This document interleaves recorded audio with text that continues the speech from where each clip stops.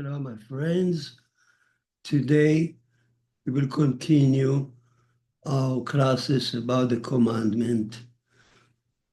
And we talk about, for God's sake, who are the idols? So, having discussed last time the seven commandments as a group, we compare the seven to the 613. Now we'll move on to discuss Noah commandment themselves, one by one. And let us begin with the first one, idolatry, which is a prohibition to worship idols. Now, it is said in the Ten Commandments that God forbids the recognizing, bowing, sacrificing, or servicing, or praying to any power in the world other than to the God of Israel. This is the second of the Ten Commandments. So, as such, the commandment involves thought, speech, and action towards an idol. Now, let us make a point here that I know that there are many lists in the literature about the commandment, and they don't put idolatry first. But in this class, we follow the book of Genesis, which does put idolatry first, as you will see. Now, in the Ten Commandments, the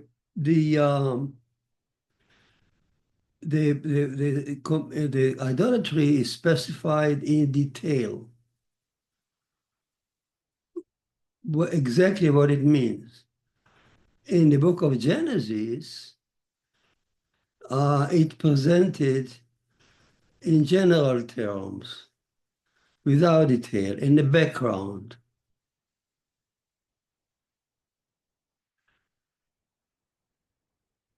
Now, it appears in the book of Genesis as one of the 6 commandments that God gave to Adam and Eve as they were expelled from Egypt, from Eden, to live on earth. God gave Adam and Eve 6 commandments. The foremost of them is idolatry, and adultery, and theft, and so on. In fact, when Adam and Eve ate the forbidden fruit in Eden, they kind of committed a sort of idolatry because they disregarded the God command. God is a king. He gave them an order, and they disregarded it. So that kind of violation of God's kingship, which is a sort of idolatry on that level. They won't bow to wood and stone, but disobeying God's word is tantamount to idolatry on their level. Now, in the Ten Commandments, as you know, idolatry comes as a second one. And it says, and I'll read it to you, you can open up the book of Exodus at the section of Yitro, and there it says, commandment number 2, you will have no other God beside me or before me.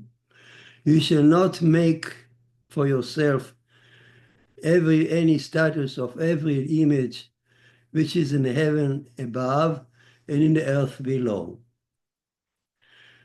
and in that which is the water under the earth. So you don't, you shall not bow to them, you shall not serve them, and so on.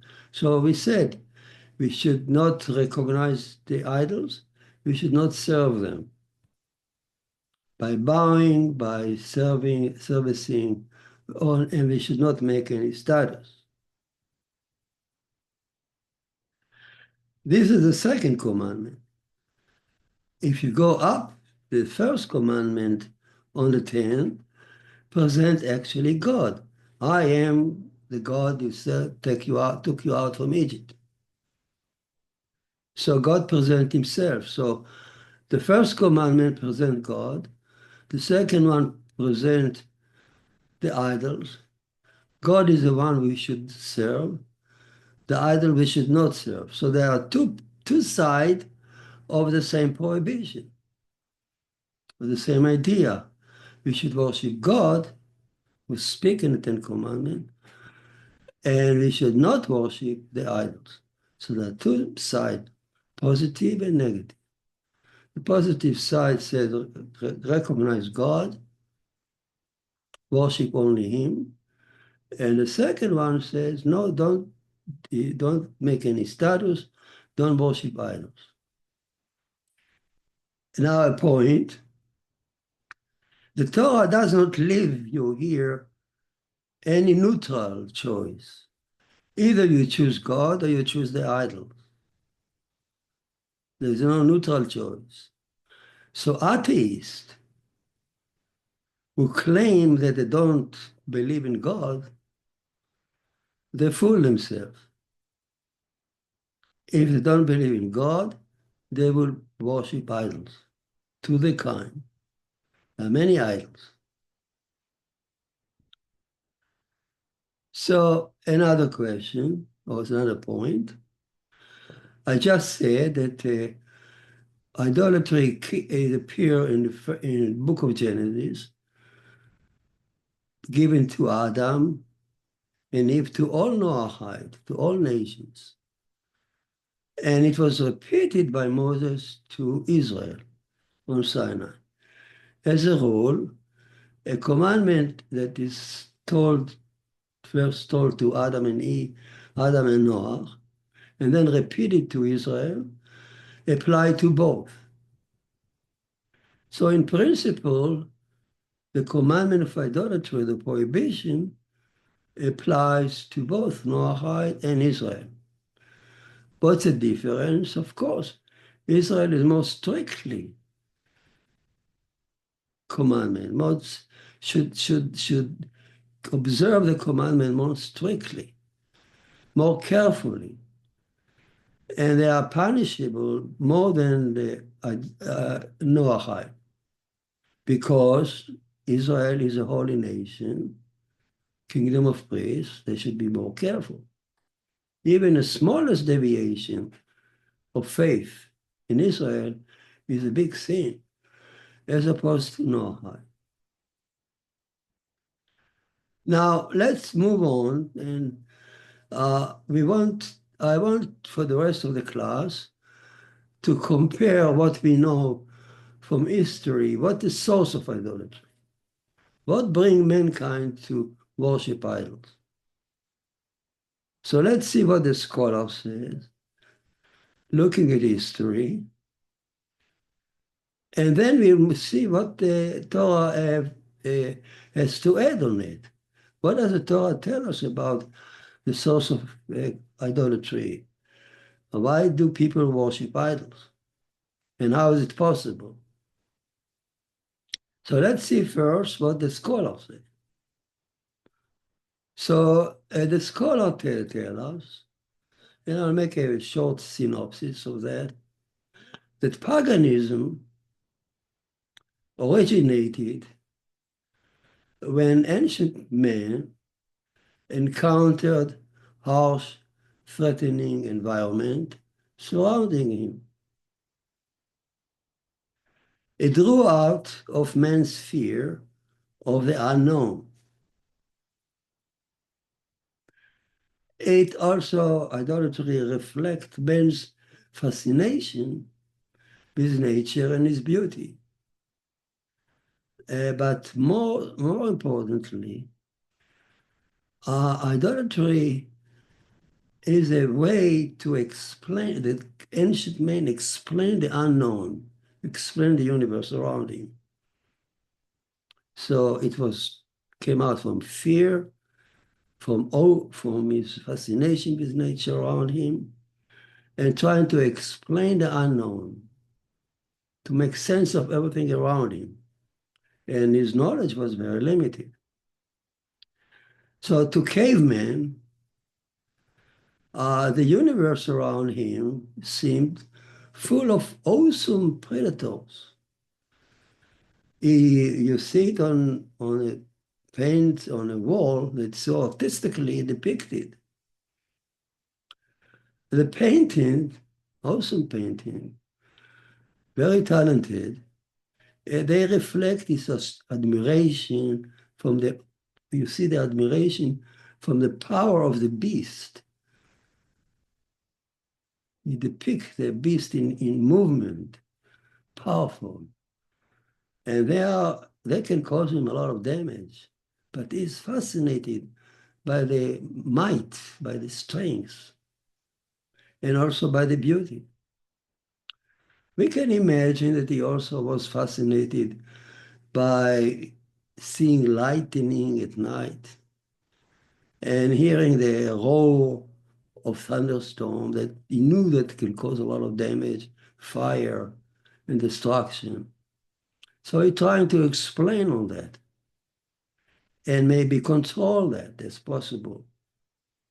Since his knowledge was very limited, so his mind, the scholar said, invented stories, mythical stories, to explain the outside.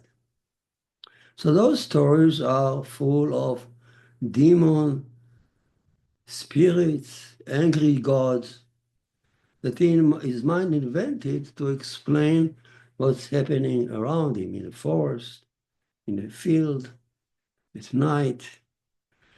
And his imagination went on to also to tell stories about the relationship between those gods. And they always, if you look at the stories of ancient men about the gods, at that stage, it was full of power struggle, struggling for honor, hegemony. Those gods can rape and murder each other and do terrible things to each other, especially sexual, just as people do. So the scholar says those stories reflect man's own life at that stage. If men live like this, so God live like this. So a man's family is full of those issues. God's family is also full of this issue. Father killing his son and so on. Now, also typically, the scholars point out that those ancient gods are bereft on any morality or justice. They don't operate on the basis of justice and morality. They don't even ask people to do that. All that God care is honor and glory. And that's why that's their weakness. You can bribe them. You can offer them sacrifice and honor and persuade them not to harm you. Now, one story I can point out to you just as a sample. We are not talking about ancient cavemen, but Egypt. It's a little more advanced. Yet, the story is basically very close. The Egyptians said that the god Ra, R-A, impregnated his female goddess, wife or not wife, Nun, And he then slashed her belly and killed the embryo out of fear that the embryo will grow and kill the father.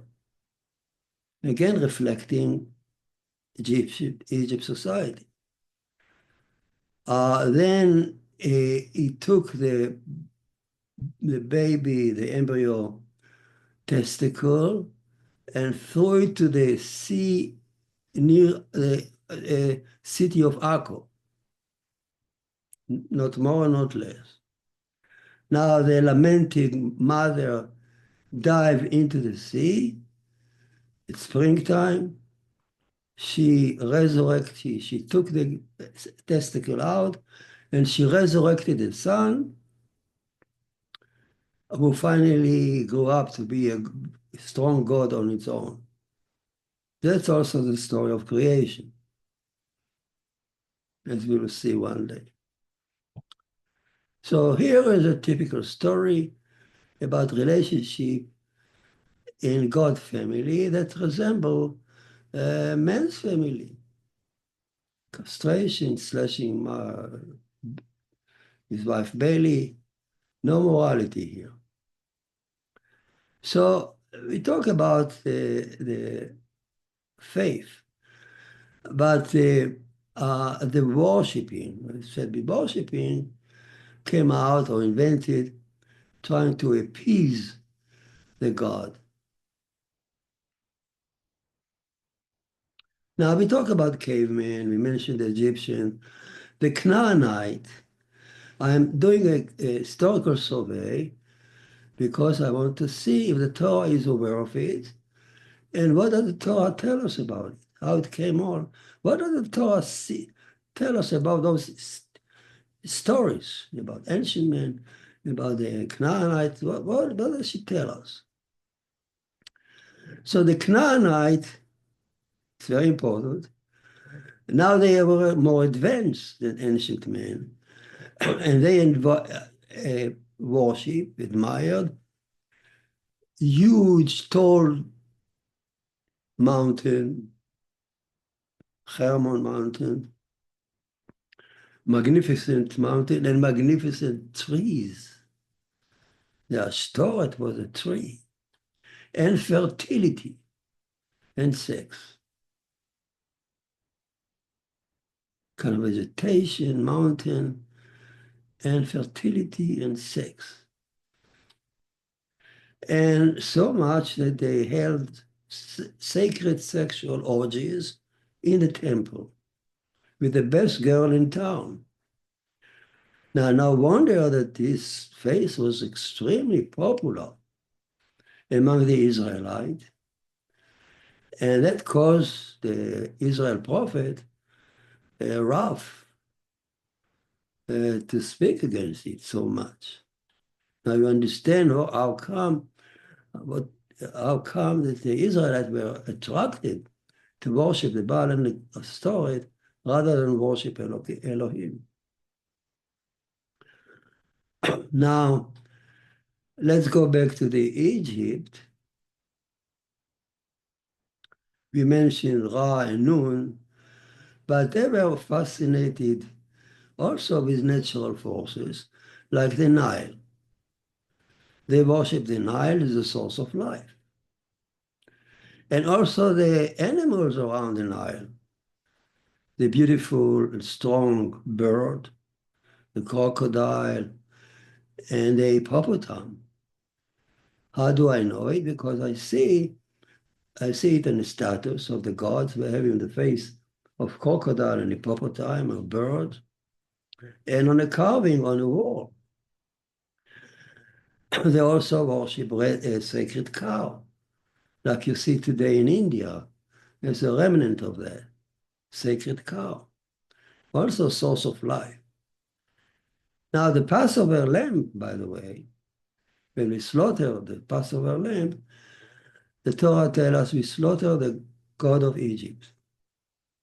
They worship lamb, they worship cows, sacred cows.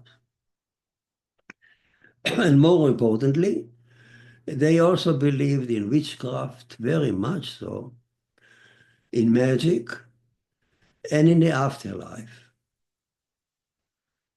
Now, let's bring here a point. So they believed in the afterlife. For that, they believe they build the pyramids. The pyramids are vehicles for the pharaohs, that pharaoh to on his travel to accompany on his travel to the afterlife. So that faith brought them to build one of the most magnificent structure in the world, the pyramid. It's not a small thing. Now, to build a pyramid, they had to assemble hundreds of thousands of young men that came voluntarily, the scholars said. For 2 months a year, they flocked to the place of the project to participate. It is an obligation, sacred obligation. Of course, they enjoy good food, comradeship, but this assembly around the building of the pyramid actually created the notion of a state, of the country. Young people learn to know each other. They have now a sense what Egypt is. And the structure of the pyramid also dictated the structure of society with a pharaoh hierarchy, pharaoh at the top. So here is an example how faith, belief, idolatry, in this case, bring mythical stories and create project in real life. And those projects go back to society to change it, to form it. So you see there is a duality here. On one hand, society and its level of knowledge invents mythical stories. And the story goes back to the society to shape it. And maybe perhaps that's why the Torah is so keen about idolatry. She knows that idolatry shapes society. If you have the wrong mythical stories, your society structure is affected. Now let's move on from the Egyptian to the Babylonian. They were a little more advanced technology speaking, and they were fascinated not by the river so much as by the star constellations. They knew very well the constellation of the movement of the stars. They invented astrology, believing that the star constellation affect man's fate. So you don't buy land, you don't purchase anything if the star constellation is not in your favor. You don't go to war if the star constellation predicts that you will lose. So again, you see how on one hand, the play out, faith, belief, dictate the mythical stories. They told stories about the star and the moon and everything. So those stories go back and reshape the country. For instance, the tall building that they built were not like pyramid to accompany the dead king, but rather to reach the sky. So the ziggurats, that tall building in Babylon, are supposed to reach the sky, as it's beautifully depicted in the story Tower of Babylon in the Bible. We will learn it in due course. Then from Babylon, we move on to Greek. And now it's a whole new game. Greek introduced philosophy and science, which changed the conception about the universe. It built on a Babylonian knowledge, but it's expanded it. The major idea of science, basic principle of science, were established. Philosophy was established.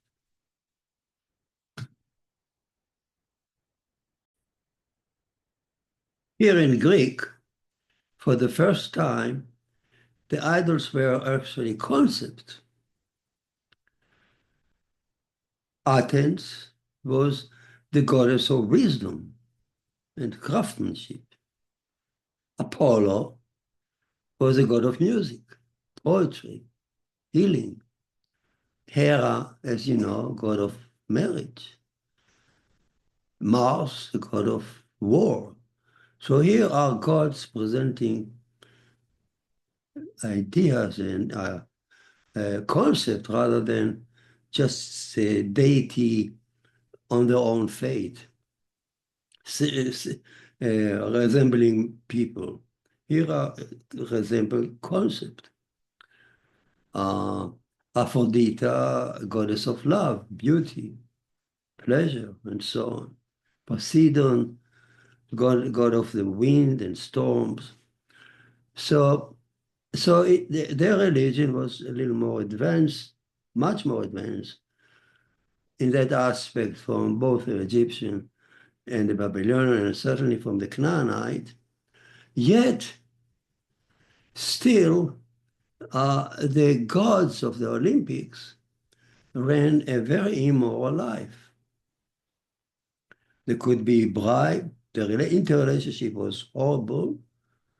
And they could be bribed by temples and by sacrifices and magic rituals. So, on one hand, their belief created the Olympic god, but the Olympic god, but these mythical stories about the god created a change in a society itself, established a new form of society, and with the idea of democracy, oligarchy, and tyranny that came out from the philosophy. So there is the cycle works here too. Cycle of faith, mythical stories that come back and reshape the society. Now today, most scholars say, that claim at least, that idolatry is passé, obsolete. There is no more real worshipping of idol of wood and stone, of course, no. Even those in the Far East, they will still keep doing it. They do it only in honor of the parent, and they don't really believe in it anymore. Certainly not in China, certainly not in India. So this primitive aspect is gone, but they still keep doing the parents' tradition and so on.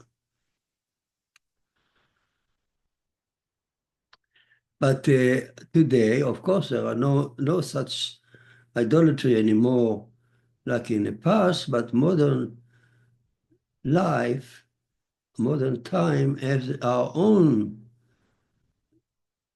idols that chase out God.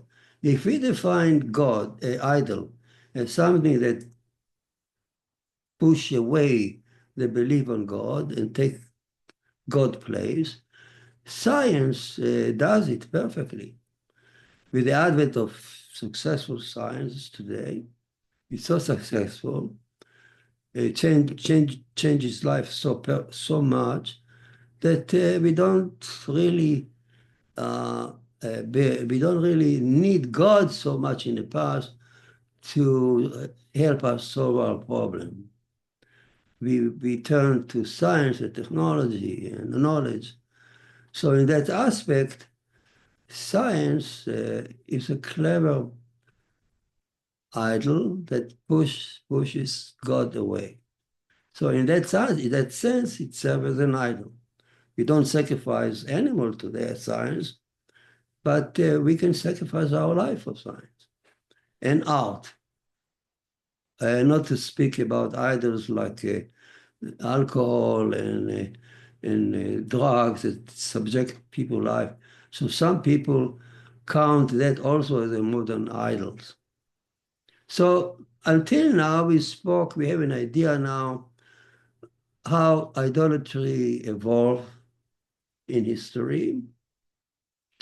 It evolved through stages. As human knowledge expanded, the story changed, and the mythical story changed, and humanity advanced from one stage to one level to another level. Each time invented different stories, different mythical stories. Gnosticism in Roman time, of course, told different stories of good God and bad God. It's different, or Zarathustra is different from, from ancient cavemen, but they share one thing. They push away the belief in God of Israel, and they all consider idols. Now let's turn, having discussed what science says, what history says, let's see what the Torah tells us about the idolatry, where it came from, and how is it possible that it exists? So first of all, Moses was familiar with all this religion because he, having grown in Pharaoh's home, it is very likely that he knew everything around Egypt. He saw the ambassadors, he had so many good tutors. He knew very well about the Canaanite, about the Babylonian, about the Egyptian gods. So all that was known to him. But the Torah or Moses, when he writes about idolatry, he addresses a question that no scholar has ever asked. A new question. What is a scholar? What is a question? Moses addressed the question, why is mankind so prone to be attracted by the magic of idols? Why do we invent them and why do we worship them? What brings us to worship them? How is it possible? And the answer that the Torah tells us is the following. Man is built up to fall in love, to be attracted by the idols by design. Adam was made specifically to stand idolatry trial. What a statement. Adam was made specifically to withstand an idolatry trial. Now, where do I see that in the text? I know that you're going to ask that question. So let's open Genesis chapter 1 and look at the verse when the Creator planned to make Adam. This is a famous verse that tells us how the Creator, God, is planning or planned to make Adam. And he's speaking in the plural. He says, let us make Adam in our form and our image. Everyone understands that this is an enigma because until then, during the 6 days of creation, the Creator walked only by commands issued in a singular, by a singular speaker. He said, let it be light, let the earth grow tree, and the language in Hebrew shows clearly, it's not in English, but in Hebrew it's clear that he spoke as an individual, in the singular form. Whereas before creating Adam, suddenly he changes and he speaks in the plural. Let us make Adam in our form and our image. That's completely opposing all the verses before. So what's the state? Why the state? The change.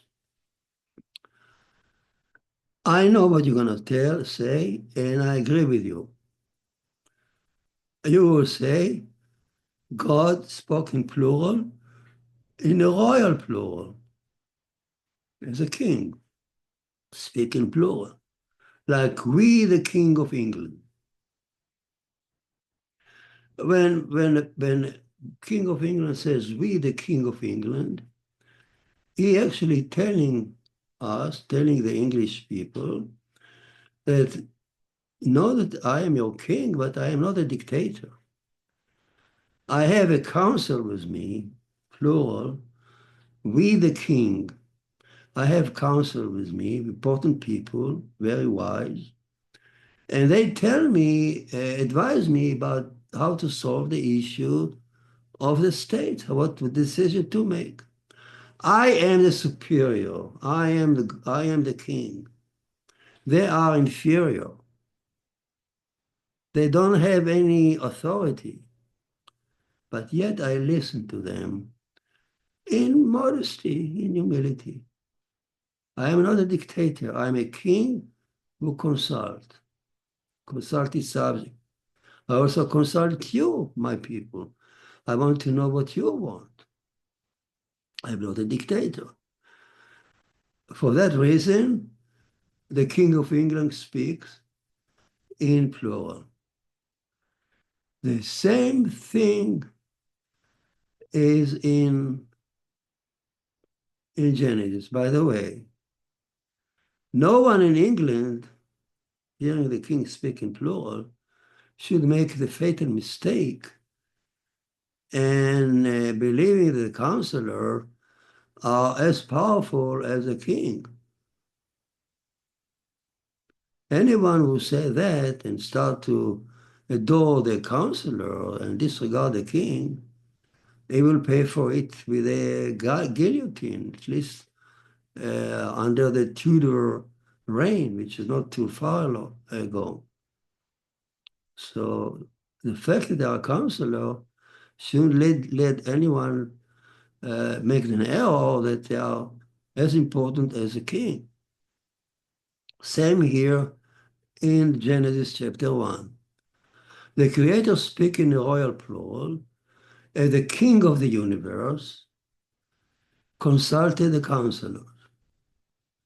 Although he is a superior, nothing but him, no power in the universe exists but him, but he consulted the inferior. Why? To teach Adam humility, how to rule with humility. Adam should do the same thing. Now that makes sense. Rashi brings it, and that makes sense. Because Adam is born also to be a king of our habitat, rule over us, God tell him. And as king of our universe, we might become very arrogant. And our ego can be inflated. So God tell us, be careful, don't rule like a dictator. Emulate me. I consult and you consult. But there is one risk here. Rashi, the commentary Rashi immediately states, raise the risk that is involved here in speaking plural. And bring the story of the Midrash.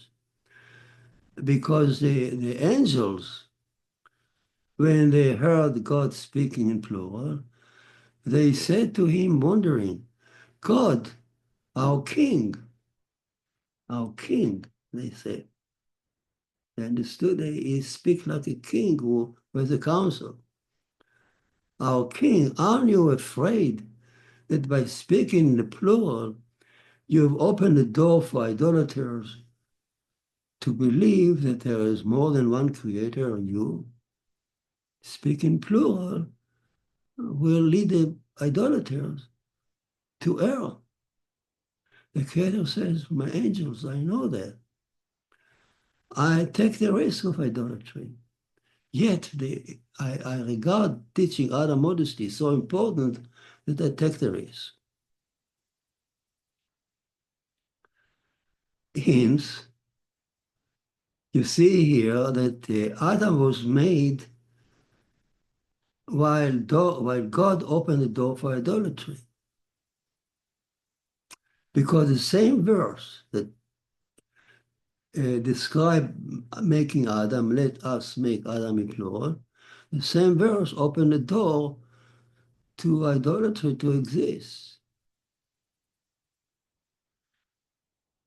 The idolaters will worship not the king of the universe who speak here in plural, but the counselors. They will think that the counselors are also kings. So again, Adam is made directly to stand the trial of idolatry, the trial of kingship. Either you accept God as a king, or you accept the counselors as a king. And each of the counselor can be a potential idol. So my claim is now proved.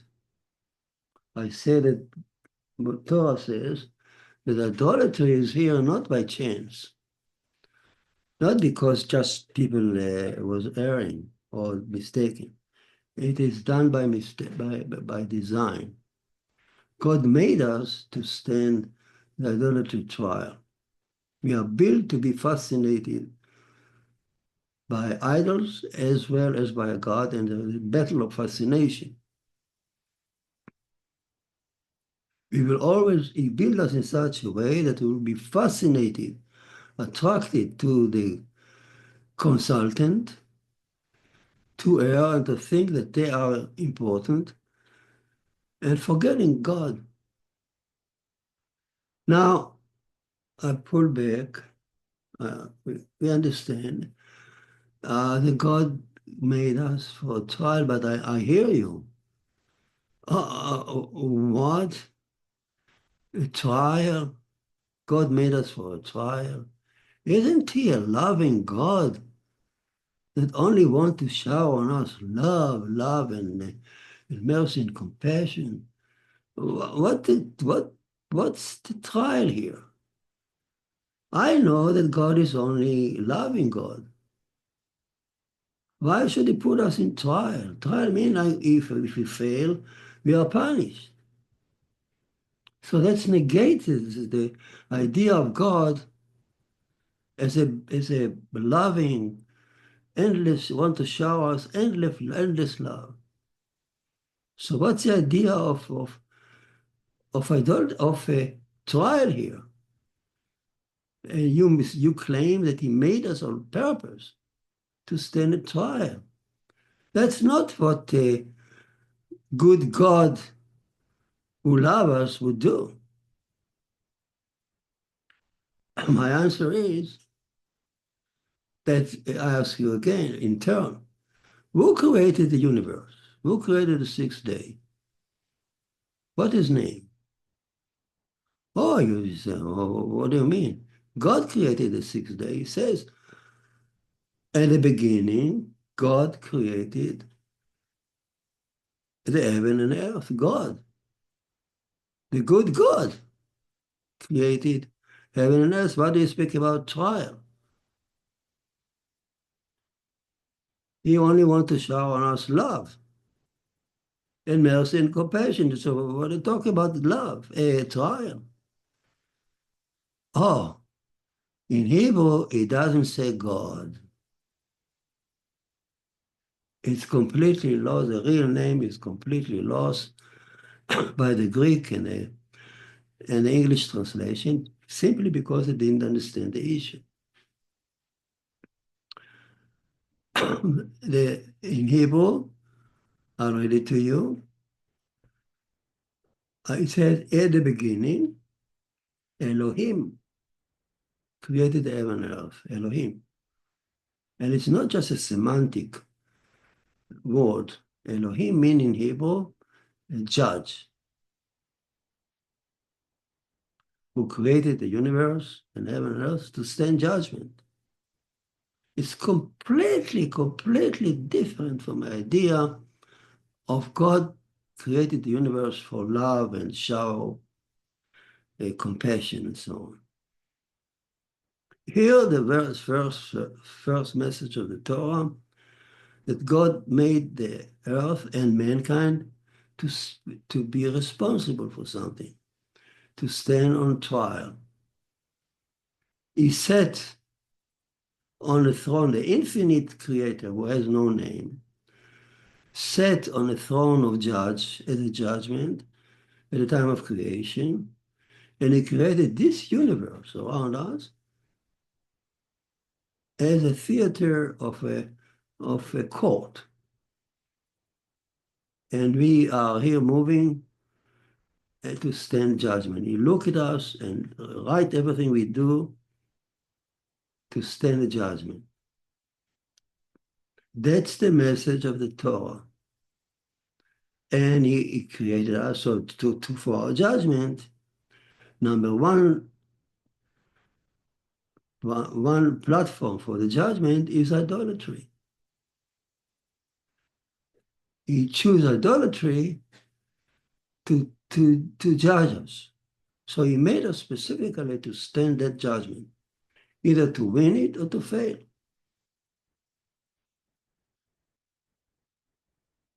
That message is completely, completely lost in the English word God. God is, we revere God.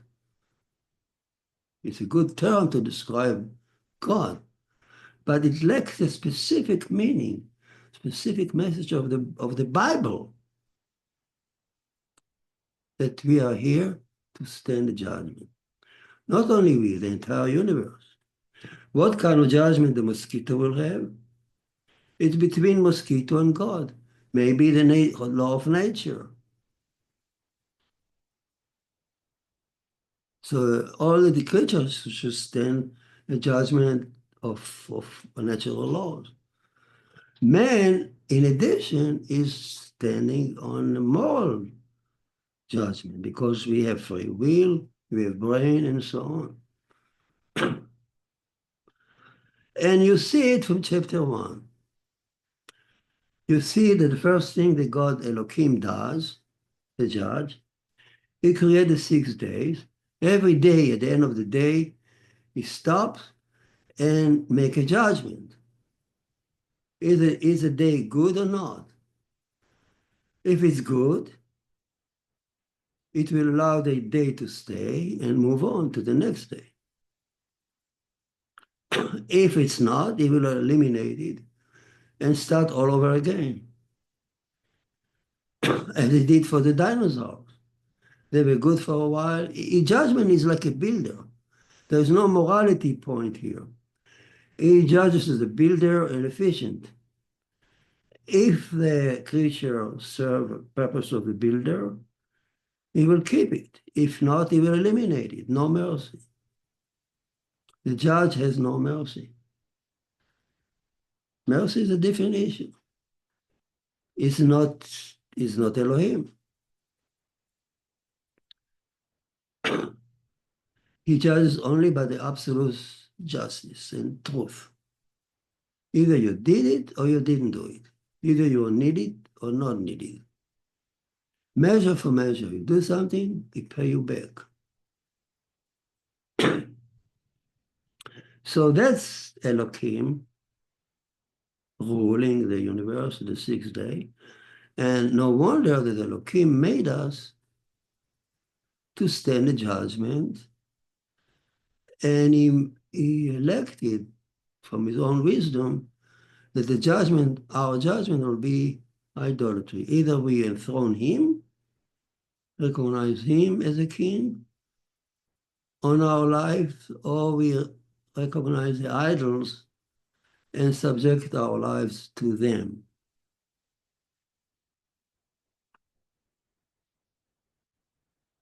And as we already seen, that the idolatry is not just a theoretical thing.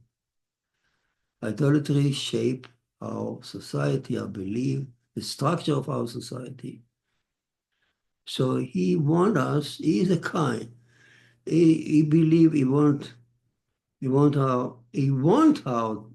us to succeed in this universe. So he said, I'll give you the Torah, I'll give you my moral messages.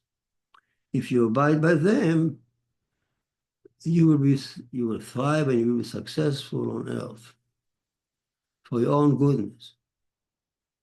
If you fail, I will wipe you out. Like I chased out Adam and Eve from Eden. Now, let's point out, we'll speak about Elohim in the future classes. Here we just been introduced to Elohim. Elohim is only an attribute. I repeat it. It's not a God.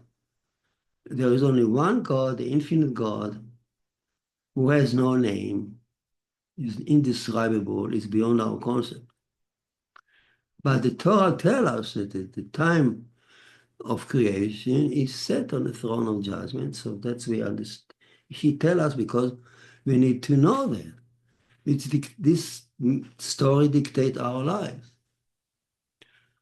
So at the time of creation, he's set on the throne of judgment, and he judges the entire universe, including us. In our judgment, we are built specifically to stand the idolatry trial.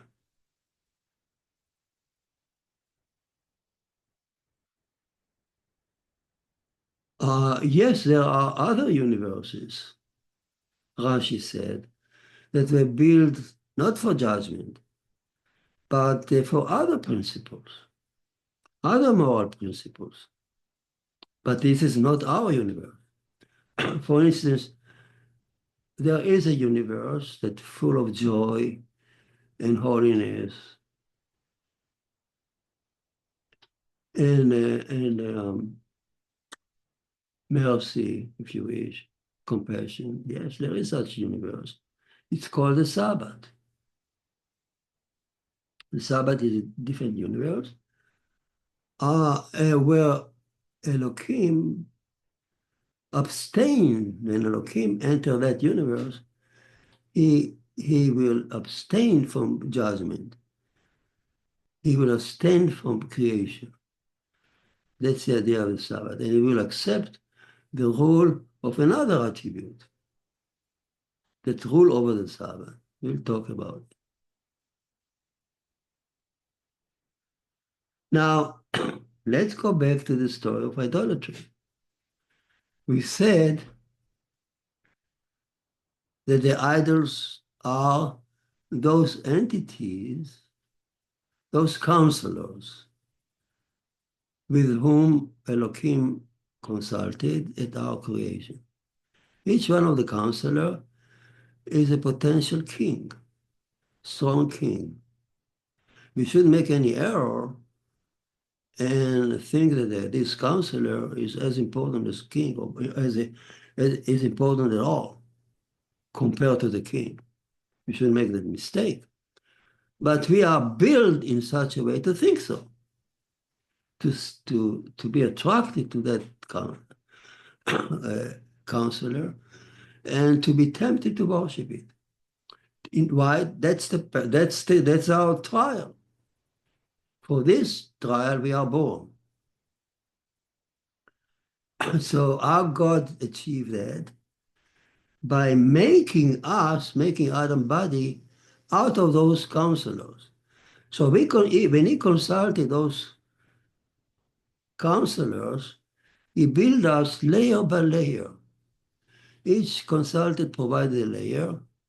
So we are composed of those consultants. So those consulted, in a way, are projection of our own psyche.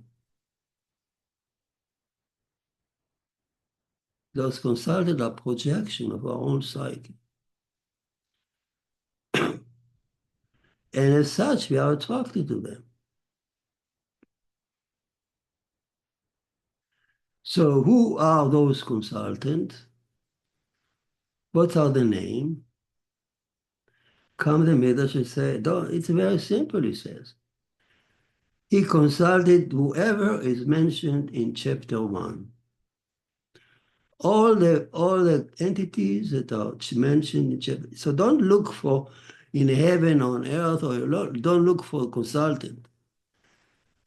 He consulted those items that are mentioned in chapter 1.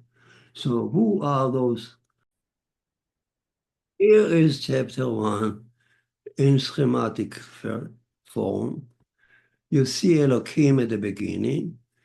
You see 1, 2, 3, 4, 5, 6 days. And on the sixth day, he says in the middle of the day, at the end of the day, he said, let us make Adam on the sixth day, going towards the Sabbath. And he created the universe by wisdom. Because in Hebrew, when the beginning, word for beginning suggests wisdom also. So he created the sixth day with wisdom.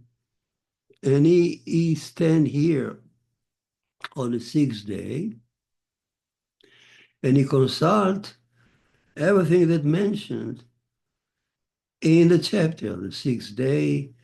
He consulted the wisdom, and then he also consulted, then he says, be fruitful and multiply, means strong sex drive, and rule over. It's a blessing to wield power. So wielding power and sex are also mentioned there in front of Adam, the kind of a blessing to us. And we'll see how God, Elohim consulted them too and made Adam. So each one of those items here serve as or donated or contributed or provided a layer in our psyche, in our body.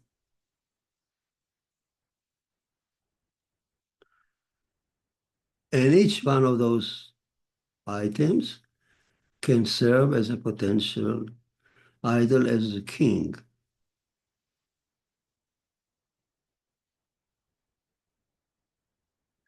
Now, let's repeat. So what's the story here?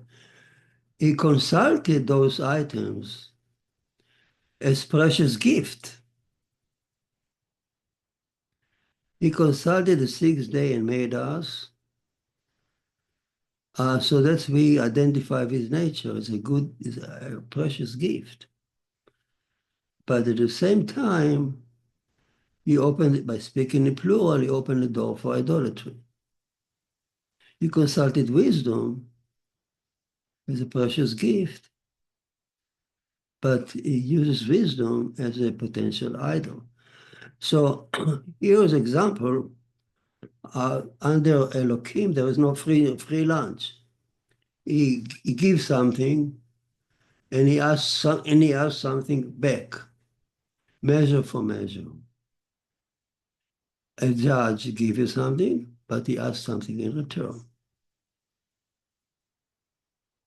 If he shower on you only good, you will be mesmerized and suffer. You must have a responsibility. He give you something, give him back. What do you give back? You stand the idol of you stand the trial of idolatry. You enthrone him rather than those idols. That's how you pay him back. You cannot pay back by sacrifices and all kind of magic. You pay him back by behavior, by your faith, by recognizing him and rejecting the idols.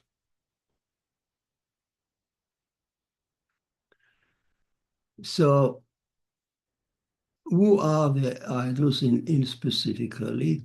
I'll show you another list. Here's a list in more detail. He consulted the 6 days, made us. He consulted the wisdom and science that by which he created the universe and made us. Art and music and made us. Each consultation provided a layer in our psyche that can be an nidus for idolatry. He consulted when he said, let us, me and you, he consulted us, me and you, the self-consciousness, and made us. He planted in us big ego. And he said, be fruitful, sex. He planted in us sex, strive, rule over the desire to willpower. And then he also, number 7, the Sabbath. We'll talk about, we'll leave this alone for now. So those are the counselors we need to discuss and to show is it true that this really provided in history a nidus for idolatry. Let's see what happened.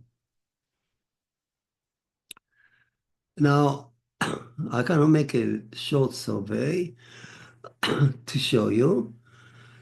He consulted the 6 days, day 1, 2, 3, and 4, 5, and 6, to build our body. Consulted the water, and it was day 2, and the vegetation of day 3, luminaries of day 4, and so on. And he made each consultation, made a layer in our body. So he consulted, let's say, the day 6 or the 6th day. So he consulted the 6th day and made us. This is true. Can I prove to show you that this is true? True? The answer is yes. Look at how the embryo developed in the uterus from a single cell up to a full embryo. And in the process, the scientists already noticed that each individual actually repeat the whole story of evolution from one cell to mature individual. So he consulted the day 1, day 2, all the days, and made us. And we are the summary of all the evolution before us. It's shown in the embryo. So this is true. Did this consultation open up a door for idolatry? Let's see if this is true. He consulted, let's say, day 6, close to us, and made us. Day 6 is he made the cattle and the beast. So Adam is tempted to enthrone the cow, enthrone the beast, and instead of God. So we saw it in history, played out in Egypt and in India, and beast and so on. He consulted day 5 with fish and bird and crocodile, and he made us. Well, Egyptian did just that. Crocodile and, and fish and bird of the day 5. And they worship those items. So the idolatry existed because of that consultation. He consulted day 4 or the 4th day with the luminary and made us. Here are the Babylonians worshipping the luminaries. So this consultation opened up idolatry. That was a trap for the Babylonians. They fell a trap into it. We should not. We know the story better from the Bible, from the Torah, so we should be scared. She should not follow astrology. Then he went to day 3. He gave each consultation planted a very precious layer in us by by consulting the beast and the cattle. we can identify with the animal world around us. By consulting the luminaries, we have the nervous system with the day and night, and the scientists to tell you. This consultation on the 4th day open up the nervous system in the fish, in the water, and so on. So this was precious consultation. It gave us precious gift. We can move around the nervous system because of that consultation.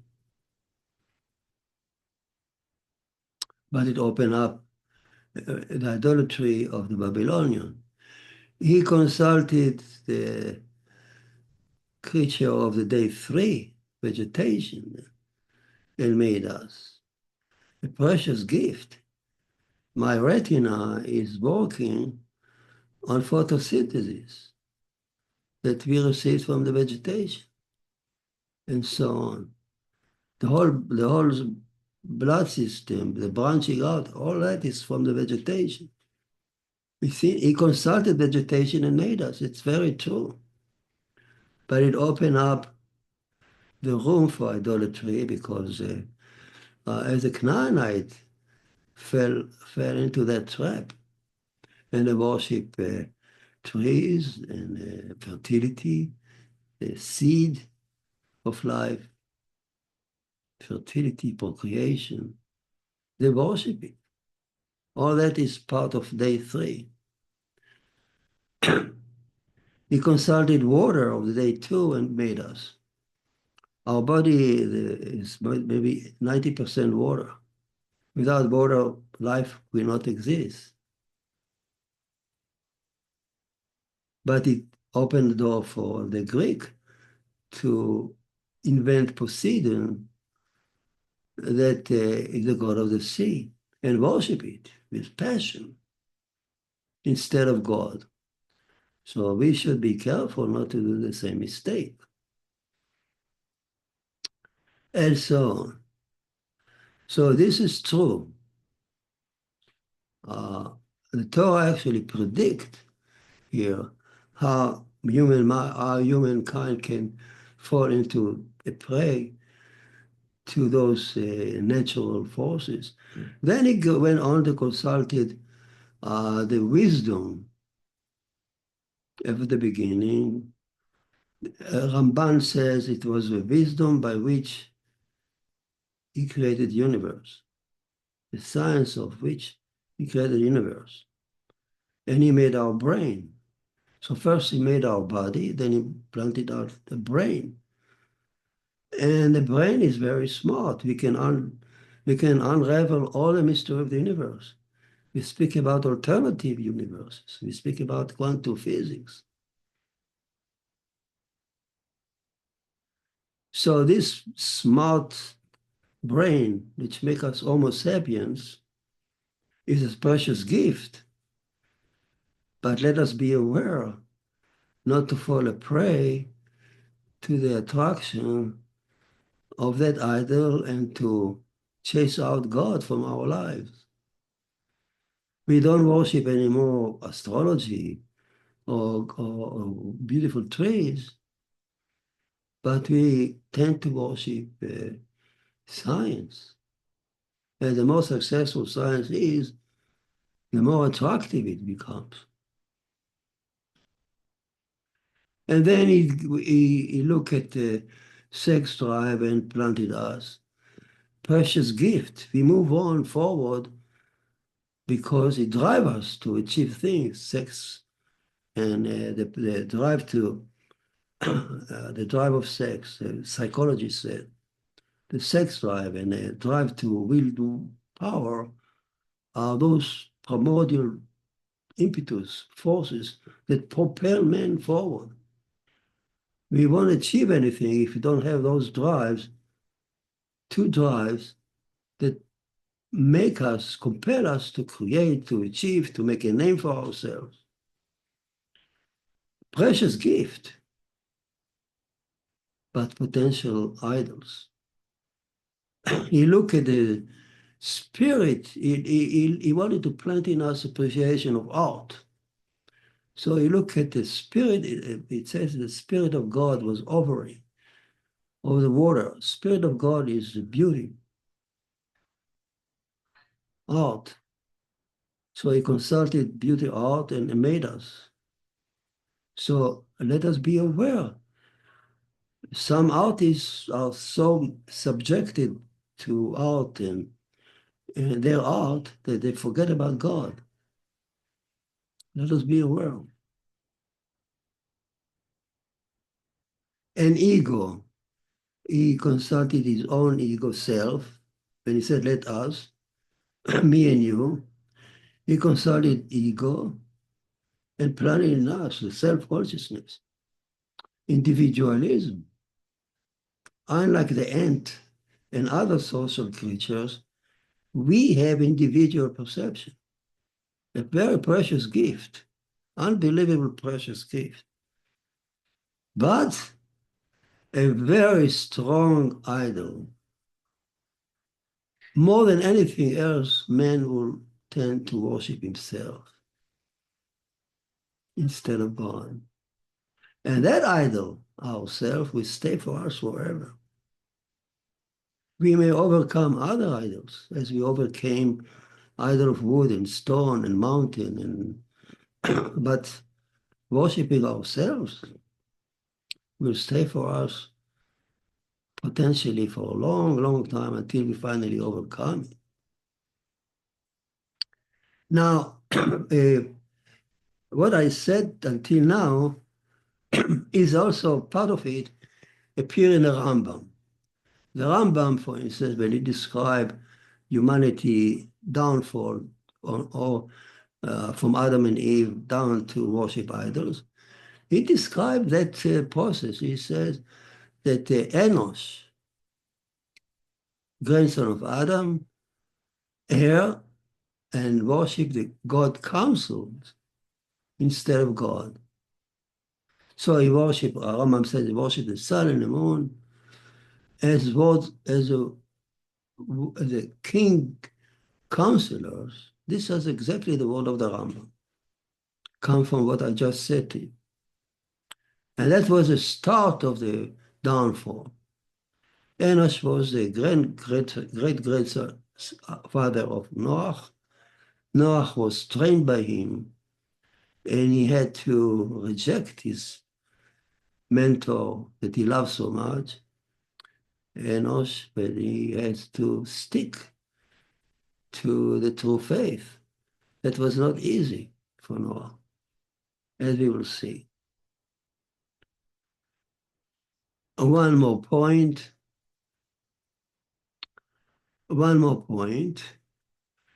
If you say that the good, loving God made us,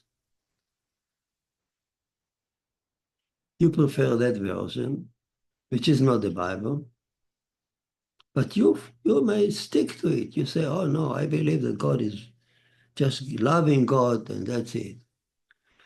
Then the question arises, so why, if he's so loving, why the world is so full of bad things, tragedies, sorrow, pains?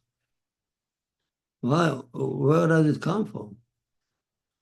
So those who believe in the good God, in the benevolent, in the love that only loves us, has to invent a force that created the evil, Satan.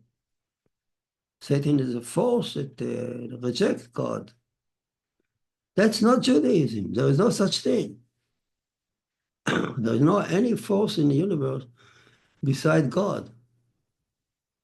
You cannot say that. You cannot say there is a loop here, empty space here that was taken by Satan and rejecting God, fighting God. There is no such thing. It's sheer idolatry.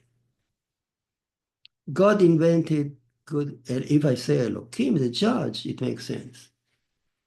Elohim, the judge, wants us to stand a trial, either under good circumstances or bad circumstances.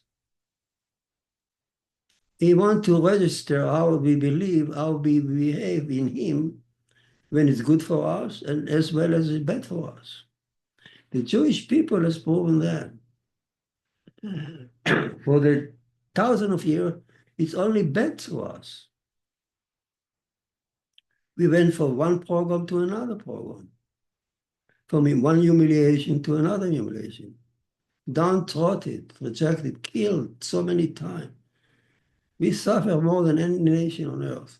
And yet, we stood the trial of idolatry. We didn't give up. We didn't give up.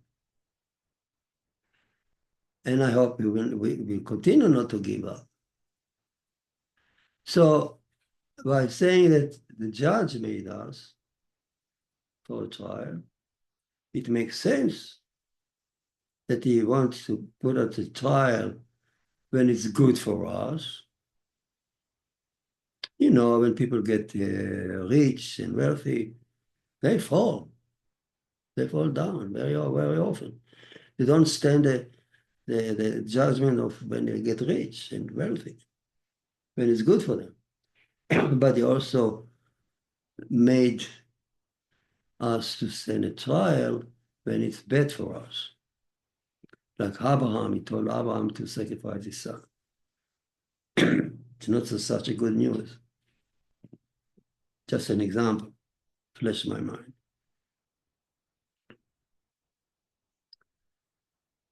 That's all for today. I hope that you hear it. I know it's a lot of material, digest it, and we will continue our journey through the commandment. And right now we are still trying to understand idolatry. Commandment number 2 tells us about the idols. Number 1 tells us we should worship God. So who is that God? We just mentioned Elohim, but it's much more complicated. We'll continue learning about those attributes. Have a good day. Thank you.